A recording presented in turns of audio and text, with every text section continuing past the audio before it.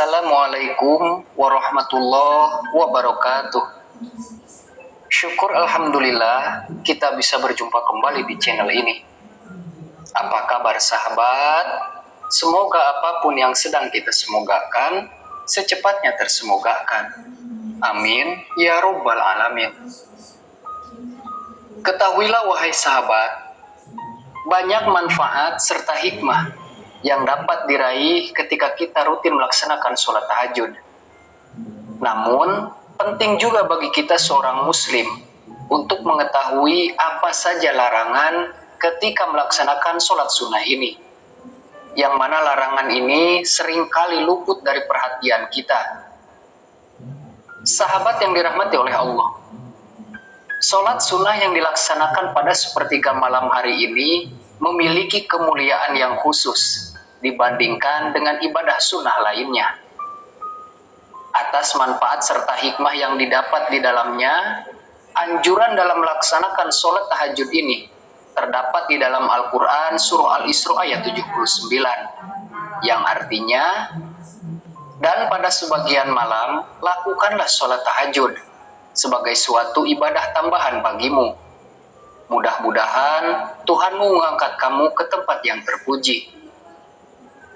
Sahabat, tujuan seseorang melaksanakan ibadah sunnah pada waktu malam tidak lain adalah untuk mendekatkan diri kepada Allah Subhanahu wa Ta'ala.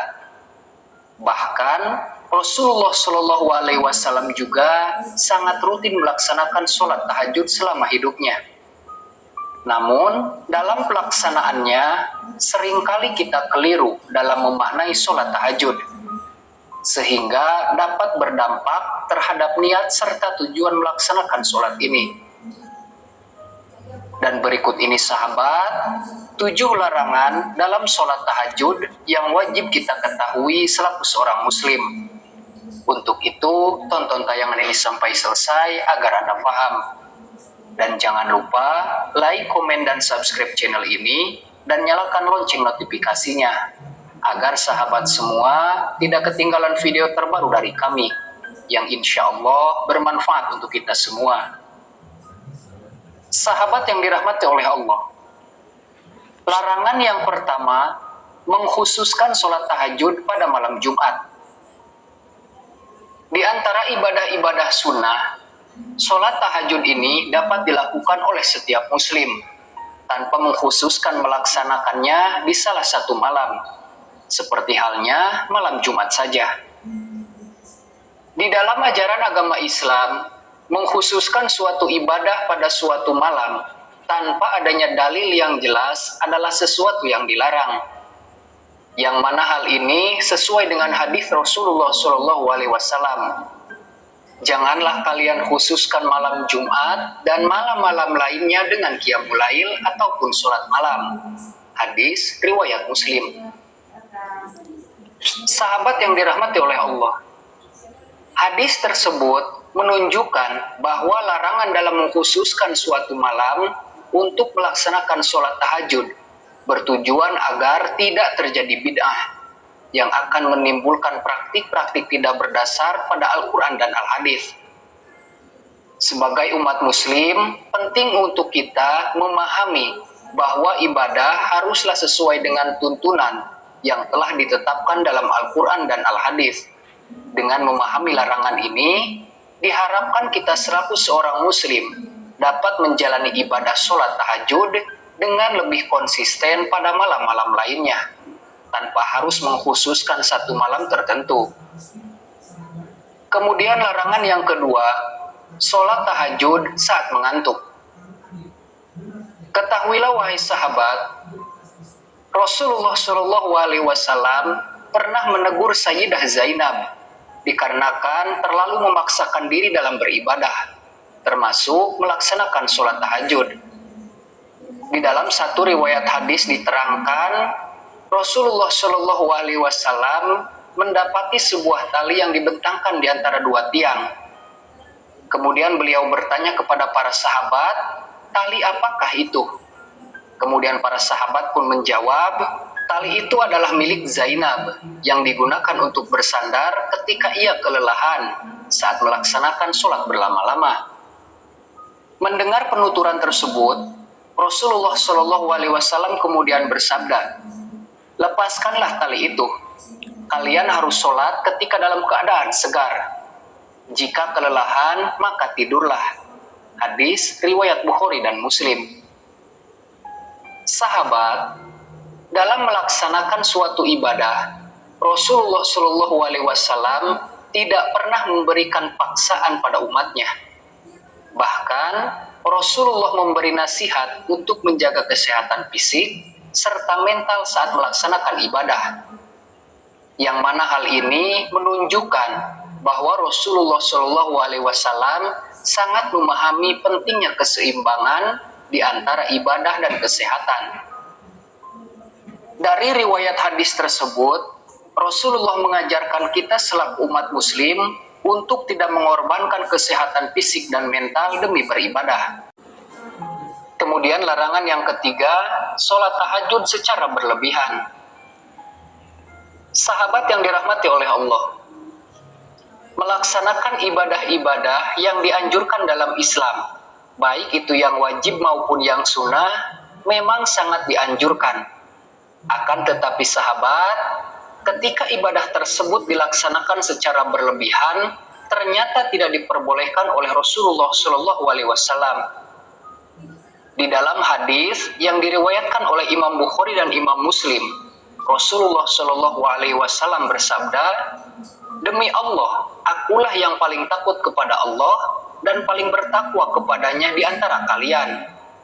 Tapi aku kadang berpuasa dan kadang tidak. Aku mengerjakan sholat malam dan juga tidur. Dan aku juga menikahi perempuan. Siapa yang membenci sunnahku, maka ia tidak termasuk golonganku." Sahabat, peringatan tersebut disampaikan oleh Rasulullah untuk menegaskan bahwa pentingnya menjalankan keseimbangan.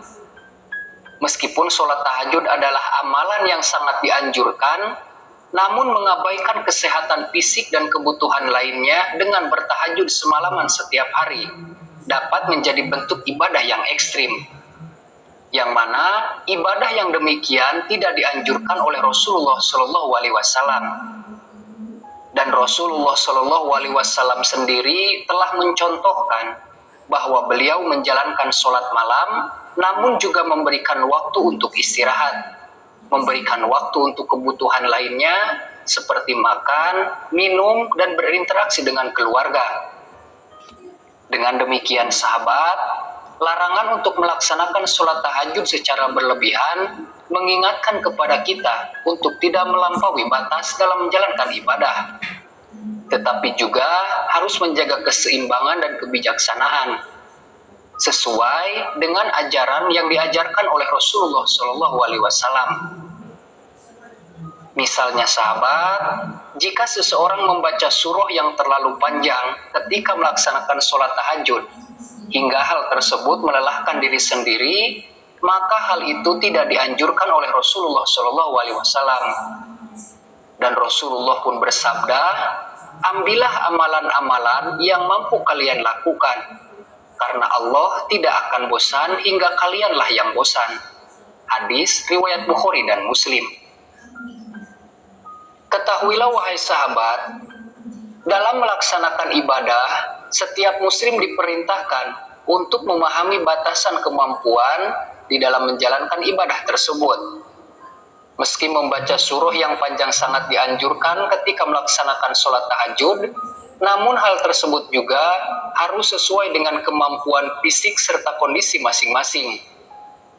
Yang mana sahabat, ketika seseorang terlalu memaksakan diri hingga menyebabkan kelelahan, maka hal ini akan mengurangi kualitas ibadahnya dan mengurangi kekhusyuan dalam beribadah dan berdoa. Kemudian larangan yang keempat, sholat tahajud tidak konsisten. Sahabat yang dirahmati oleh Allah, menjalankan ibadah dengan tidak konsisten, seperti mengerjakannya pada beberapa waktu dan mengerjakannya secara tidak teratur. Hal tersebut dapat mengurangi keberkahan dan manfaat spiritual yang diperoleh dari ibadah tersebut. Rasulullah Shallallahu Alaihi Wasallam memberikan perumpamaan tentang seseorang yang awalnya rajin tahajud, namun kemudian ia meninggalkannya.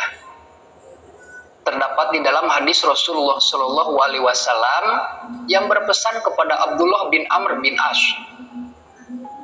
"Wahai Abdullah, janganlah kamu seperti si Fulan. Dulu ia rajin sholat malam, lalu sekarang ia meninggalkan bangun malam." Hadis riwayat Bukhari dan Muslim. Sahabat, apakah kita termasuk orang yang disebutkan di dalam hadis tersebut? Pesan yang diberikan Rasulullah kepada Abdullah bin Amr bin As ini menjadi pelajaran bagi kita selaku seorang muslim untuk tetap konsisten dalam menjalankan ibadah. Karena konsistensi menjadi kunci untuk meraih keberkahan dan keutamaan dalam beribadah. Ada orang yang sebelumnya rajin melaksanakan sholat malam, namun sekarang ia meninggalkannya. Mereka hanya mengingat sholat tahajud dalam kondisi susah ataupun menghadapi masalah saja.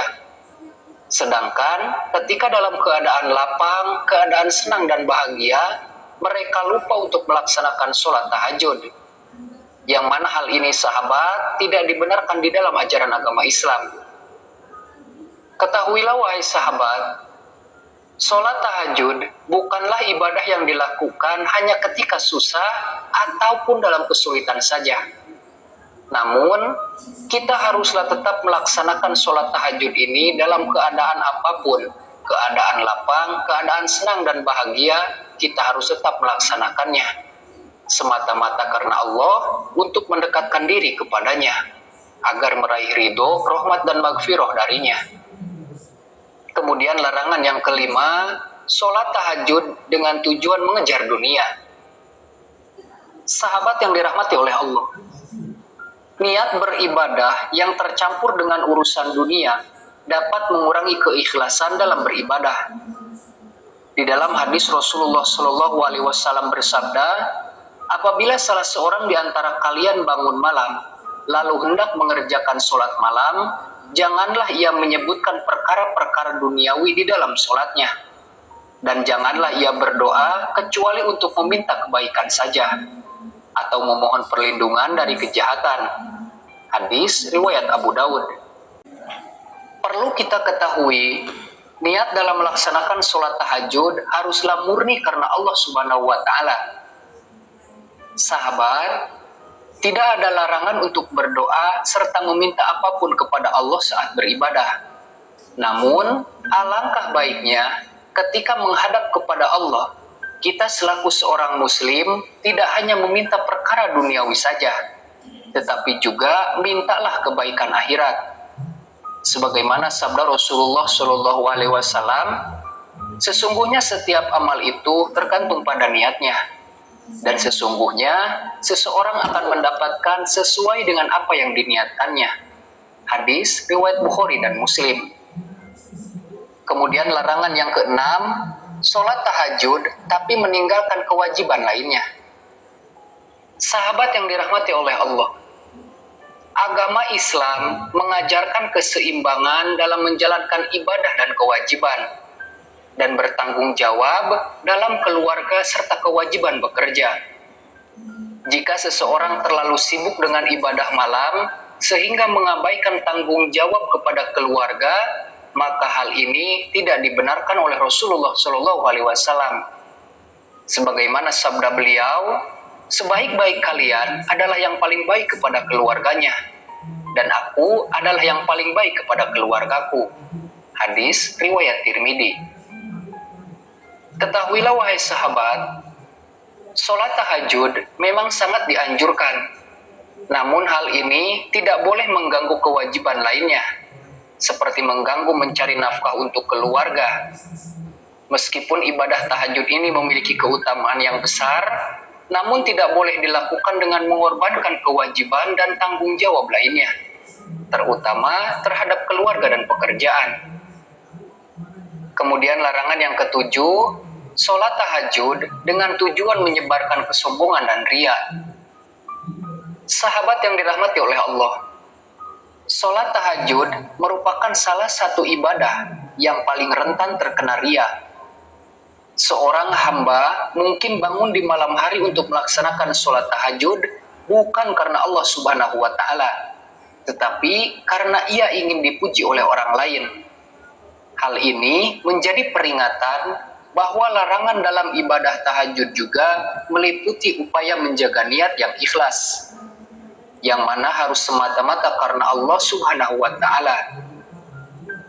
Ketahuilah sahabat, ria ataupun kesombongan adalah penyakit hati yang dapat merusak keikhlasan dalam beribadah. Penting sekali untuk kita menjaga keikhlasan niat dalam beribadah, termasuk dalam melaksanakan sholat tahajud ini.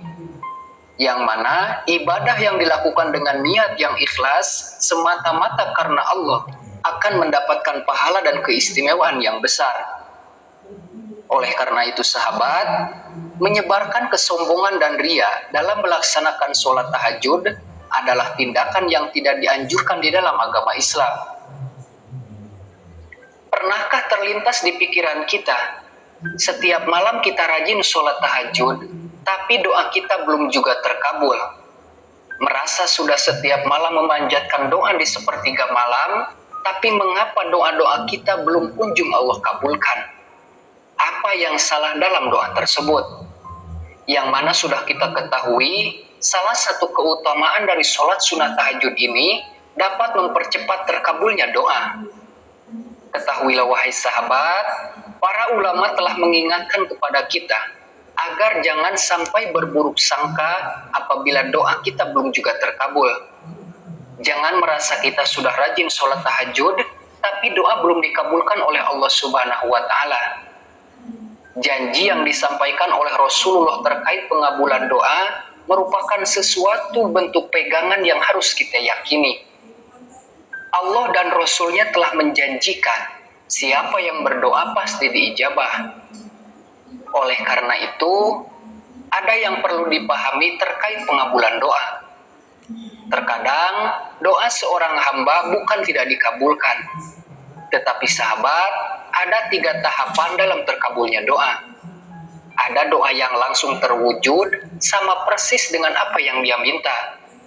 Ada yang Allah ijabah dengan memberikan perlindungan dari musibah, dan ada juga yang Allah simpan doa tersebut untuk dikabulkan sebagai nikmat di akhirat kelak.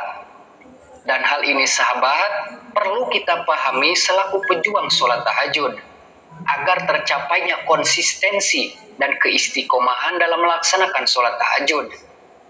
Kemudian sahabat, dilihat juga apakah doa ini termasuk baik atau tidak. Karena Allah Subhanahu wa Ta'ala mengetahui yang terbaik untuk kita selaku hambanya. Maka dari itu sahabat, perlu kita perhatikan ketika kita sudah melaksanakan sholat sunnah tahajud, tapi doa kita belum juga Allah kabulkan. Maka dari itu, janganlah sampai kita berburuk sangka kepada Allah. Bisa jadi memang doa tersebut terkabul melalui 3 tahapan tadi. Belum dikabulkan karena diri sendiri masih berlumuran dosa, atau karena Allah tahu apa yang lebih baik untuk hambanya. Jangan sampai tertundanya doa ini sahabat, membuat kita semua menjadi malas untuk melaksanakan sholat tahajud. Mudah-mudahan Allah Subhanahu wa Ta'ala senantiasa membimbing kita agar dapat melaksanakan sholat sunat tahajud ini dengan benar, dengan ikhlas, dan dengan penuh kekhusyuan, tanpa adanya kesalahan, sehingga kita mendapatkan keistimewaan yang telah dijanjikan oleh Allah dan Rasul-Nya. Amin ya Rabbal Alamin. Wallahu a'lam bishawab. Demikianlah sahabat penjelasan dari saya. Mudah-mudahan tayangan ini bermanfaat untuk kita semua, sehingga kita bisa meraih ridho, rahmat dan magfirah dari Allah Subhanahu wa Ta'ala. Amin ya Rabbal Alamin. Jika tayangan ini dirasa bermanfaat, silahkan di-share agar semua muslim merasakan dan mendapatkan manfaatnya. Akhirul kalam, wassalamualaikum warahmatullahi wabarakatuh.